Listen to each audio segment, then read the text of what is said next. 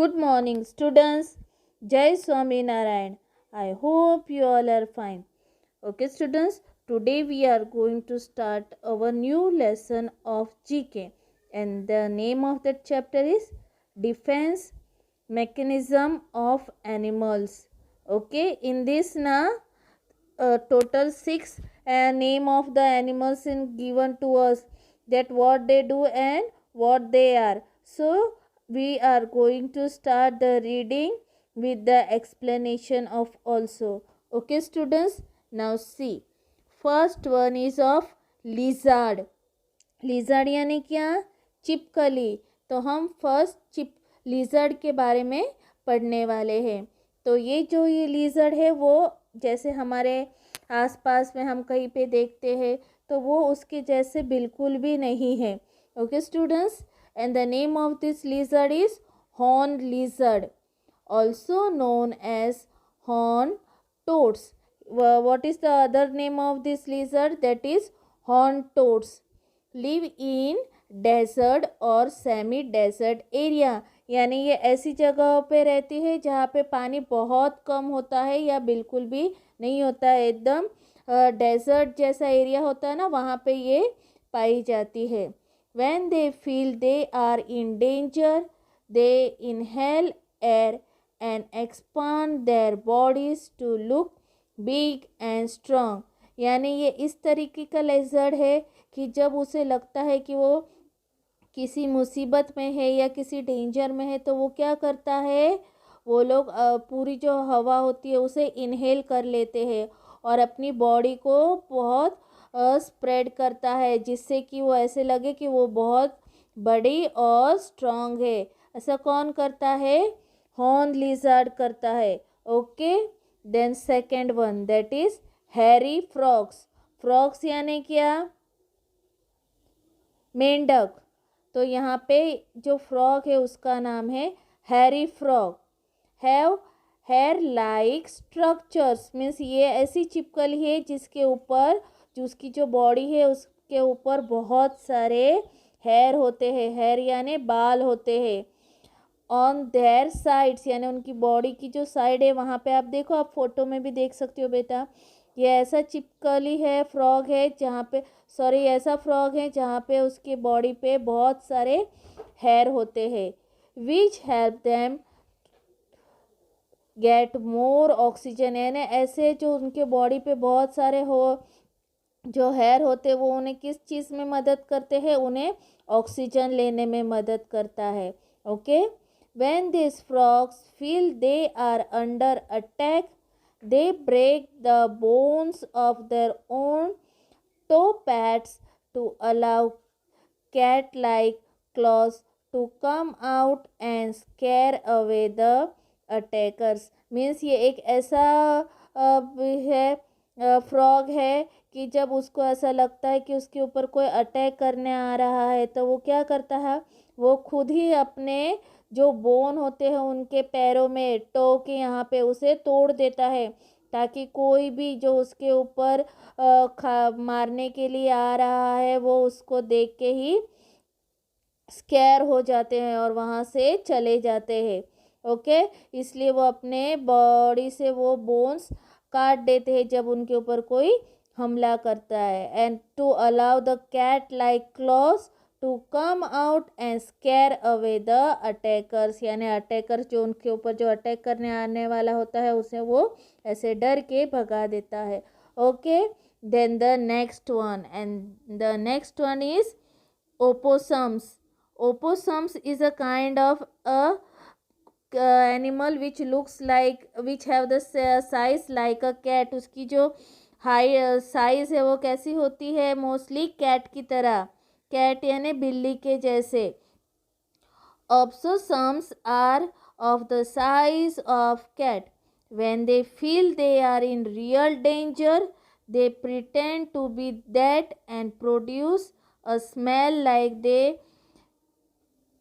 that of a dead body. This makes their attackers lose interest and go away.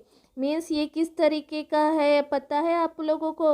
ये ऐसा है कि जब उसे फील होता है कि उसके ऊपर बहुत बड़ा डेंजर आने वाला है, मुसीबत आने वाले है, तो वो क्या करता है पता? वो इस तरीके की प्रिटेंड करता है कि जैसे वो मर गया है, और वो अपने बॉडी में से बहुत गंदी स्मेल स्प्रेड करता है। तो जो भी वहाँ पे कोई उसे अटैक करने के लिए आता है ना, तो उसकी बदबू स्मेल सुन के वो वहाँ से चले जाते हैं। तो ऐसा कौन करता है? ऑब्सेसम्स। Okay, so we are going to read this again.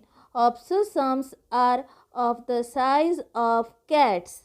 When they feel they are in real danger, they pretend to be dead and produce a smell like that of a dead body. This makes this makes their attackers lose interest and go away. Then next, that is our fourth animal of this chapter na, and that is electric eels. Electric eel ये एक इस तरीके की fish है, okay, और उसका नाम है electric eels. Electric eels are long South American fish. कहाँ पे पाई जाती है ये? साउथ अमेरिका में। Which can get generated strong electric shocks to kill their prey and scare away their attackers। यानी जो इस फिश पे कोई अटैक करने के लिए ट्राई करता है ना, तो पता है ये क्या कर देती है ये वाली फिश? ये ऐसे इसके अंदर से इतना स्ट्रॉन्ग इलेक्ट्रिसिटी शॉक होता है कि सामने जो उसे मारने के लिए आता है, जो अटैकर्स, उसे वो मार देता है। They can produce 300 to 650 volt charge. यानी वो उसका चार्ज बहुत से बहुत ज़्यादा होता है। 300 से लेके 650 वोल्ट का चार्ज होता है। A charge powerful enough to stun humans. यानी इतना पावरफुल है इसका चार्ज कि वो ह्यूमन बींग्स को भी वो मार सकता है। इतना वो डेंजर है। Okay students?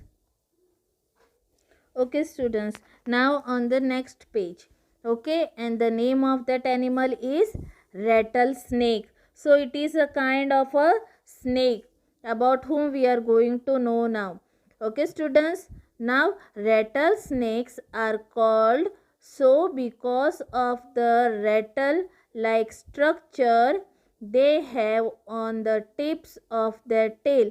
यानी इनका नाम क्या है? रेटल स्नेक। और इनका नाम ऐसा क्यों है? क्योंकि उनकी जो पूँछ होती है वहाँ पे उनका शेप ऐसा है जिसकी वह रेटल के जैसे होता है, इसलिए उन्हें रेटल स्नेक कहा जाता है। Okay, the buzzing sound of this rattle works as a warning device. उनकी जो पूँछ पे जो रेटल लगा हुआ है उसको वो हिला के वो जान लेते हैं कि उनके आसपास कोई वार्निंग है या नहीं। यानी वार्निंग डिवाइस जो होती है वो उनकी रेटल से उन्हें पता चल जाता है। When in danger the snake use the vibrating rattle to warn their enemies to stay away. Means whenever कोई भी अगर जो उनका एनिमी होता है, दुश्मन होता है, और वो इस स्नेक पे हमला करने के लिए आता है, तो ये स्नेक पता है क्या करता है? जो उसकी रेटल होती है, जो उसकी पूँछ के यहाँ पे होती है, उसमें से वो वाइब्रेशन निकालता है ताकि एनिमीज जो उनके दुश्मन है उसे पता चल जाए और वो वहाँ से दूर चले जाए, इसलिए वो उसका यूज़ करते हैं। Okay, then next is newts. Newts is also the name of a animal. Okay, newts, a type of amphibian, are known to protect themselves by secreting poison from their skin। यानी एक इस तरीके का animal है जिसके अंदर बहुत ज़्यादा पॉइजन है जो उसकी स्किन में वो छुपा के रखते हैं। Okay, the Spanish rebate newt, a special species on newt, also protect itself by using its sharp ribs as a weapon। यानी एक इस तरीका का एनिमल है जिसके अंदर ऊपर जो स्किन है उसमें बहुत ज़्यादा पॉइजन होता है, जिससे वो स्पेशल होता है और अपनी तरह के सारे जो न्यू एनिमल्स है उनसे तो बचाता है, पर वो अपने आप को भी उससे बचाता है। किससे बचाते हैं? जो उसके बॉस स्किन है वहाँ पे शार्प रिप्स होती है ना, उससे वो दुश्मनों को मार के अपने आप को भी बचाता है। Okay students, so in this way we have completed all the different type of animals which have taught to us in this chapter. So now there is the small answer the following question using the help box given below. So here now question is given there, and on that we have to write the answer. So see the first one.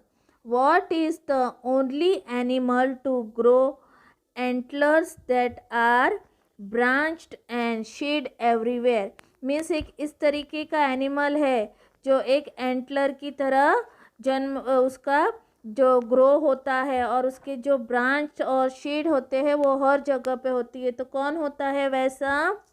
you know that is deer. It is the name of an animal is deer. Okay, DEER, deer.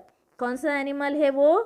deer. Okay, which sea animals comes to land to lay eggs? यानी एक इस तरीके का animal जो वैसे तो वो समंदर पानी में रहता है, पर जब वो अंडे देने होते हैं तो वो ज़मीन पे आता है, लैंड पे आता है। तो वो which animal is like that? That is turtle. छोटा सा टर्टल देखा होगा ना आप लोगों ने, वो अंडों को देने के लिए ज़मीन पे आता है। Okay, and it is a sea animal. The name of that sea animal is turtle. TURTLE, turtle. Okay students, now next, which animal is endangered because it is ivory tusk? ये आइवरी टस्क की वजह से आज को एक animal ऐसा है जिसको बहुत सारी मुश्किलें आज सहन करनी पड़ रही है, क्योंकि उसका जो टस्क होता है वो बहुत वैल्यूबल होता है। तो वैसा कौन है? That is elephant. Okay, ELEPHANT, elephant. Okay, then next, which is the world's largest animal? यानी पूरी दुनिया का सबसे बड़ा एनिमल कौन सा है? वो पता है कहाँ पे रहता है? वो पानी में रहता है. And what is the name of that animal? It is blue whale. Okay, the name of that animal is blue whale.